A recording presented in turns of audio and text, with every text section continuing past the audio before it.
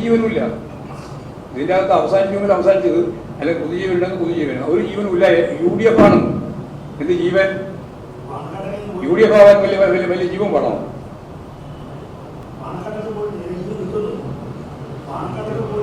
അയാൾ ഇതോടെ പോകുന്നത് ഞങ്ങൾക്ക് പ്രശ്നമായിരുന്നു. ഞങ്ങൾ വിട്ട കഴിഞ്ഞ കാര്യമില്ല. അതിന് ഞങ്ങൾക്ക് യാതൊരു പ്രശ്നമില്ല. ഉൾക്കൊള്ളിക്കുന്നത് ഇതെല്ലാം കേരള രാഷ്ട്രീയം അറിയുന്ന എല്ലാവർക്കും പറയും 2 മുന്നണിയെ ഉള്ളൂ കാര്യമായിട്ട്. അതൊന്ന് കോൺഗ്രസും ഉൾപ്പെടെയുള്ള UDF ആണ്, മറ്റൊന്ന് LDF ആണ്. ഇതിൻ്റെ അപ്പുറം ഇപ്പുറം കളിക്കാനേ കഴിയുള്ളൂ. അൻവറിന് പോയേ കഴിയുള്ളൂ, വേറെ കഴിയൊന്നുമില്ല. അതുകൊണ്ട് അൻവറിനെ ഞങ്ങൾ തള്ളുമ്പോൾ ആദ്യം തന്നെ ഞങ്ങളുടെ മനസ്സിലുണ്ടായ ഇദ്ദേഹം UDF ചേക്കേറുമെന്നാണ്. ഇനി ഇത്രയും മാസം കഴിഞ്ഞിട്ട് നിങ്ങൾക്ക് മനസ്സിലായിട്ടുള്ളൂ എന്ന് മാത്രമേ ഉള്ളൂ. അൻവർ മുമ്പേ UDF ഭാഗമാണ്. പിന്നെ വെറുതെ അതിനെ ചർച്ച ചെയ്യേണ്ട കാര്യം ഒന്നും ചർച്ച ചെയ്യാൻ ഉദ്ദേശിക്കുന്നില്ല.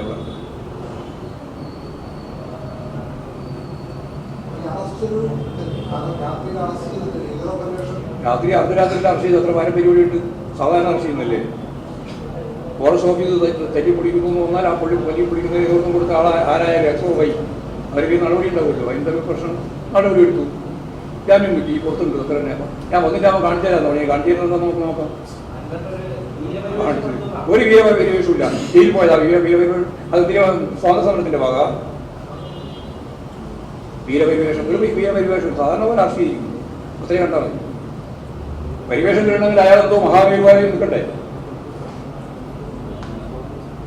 അയാൾ അറസ്റ്റ് ചെയ്തു. അതുകൊണ്ട് കുഴപ്പം ജയിലിലാക്കി. പിന്നെ കോടതിയിൽ പോയി ജാമ്യം കിട്ടി. അതിനെന്തൊക്കെ വലിയ പ്രശ്നം? സാധാരണ പോലെ.